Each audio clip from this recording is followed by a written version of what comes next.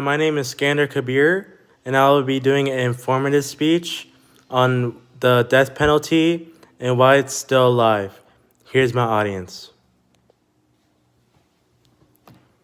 The penalty remains such a fixture of the justice system, in spite many documented flaws, such as wrongful convictions, racial and economic problems with executions themselves. I have a question for you. Should the death penalty always be the answer in murder cases? And I will be showing you the pros and cons of the death penalty. You will be able to decide on which one you like better at the end. First is the death penalty can be used as a political tool. Most people think it is a cost to house someone in prison for a long time, so it'd be cheaper to execute someone. That isn't true at all. Assuming you should agree, there should be a trial and standards of fairness. Also, the length of the death penalty proceedings and the expenses involved with them are political because how we spend our resources is always a political decision, often referred to in economic texts as the guns or butter debate. Second is you can debate the death penalty. 7 experts come together to debate the death penalty.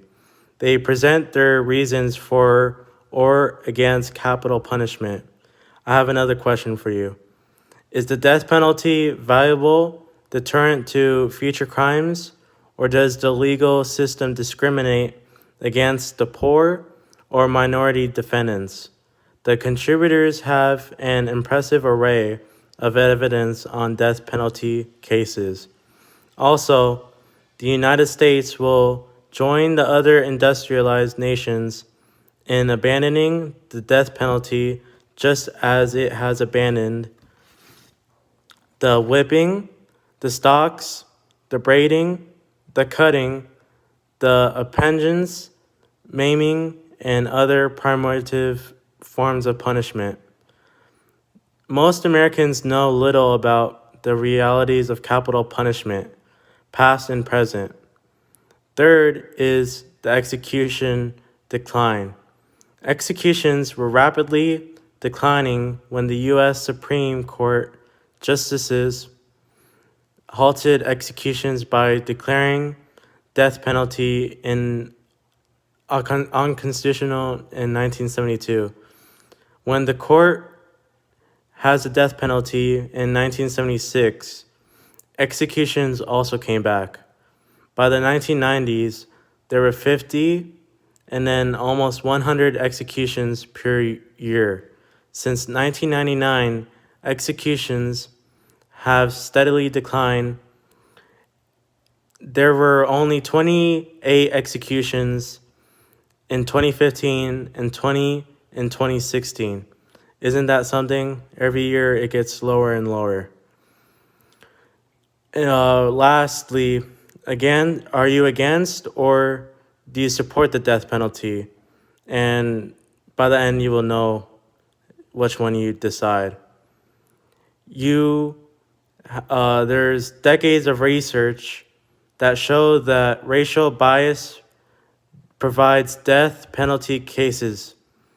The problem that counsel premates the system, with many defendants sentenced to death after major blunders by court assigned by lawyers. Also, you need to be careful that evaluations lead to the review of decades of executions. The systems cannot be fixed. It is impossible to get rid of the legal process of bias driven by race, class, and politics. This is why the capital punishment should be abolished. Most Americans support the death penalty out of desire for vengeance or retribution. People usually want their revengeance because they want the same thing that happened to the person of what they did to their family. I see that a lot these days.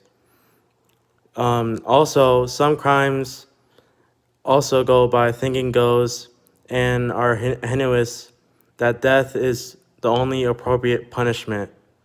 In conclusion, I have some questions for you. Should the United States keep or get rid of the death penalty?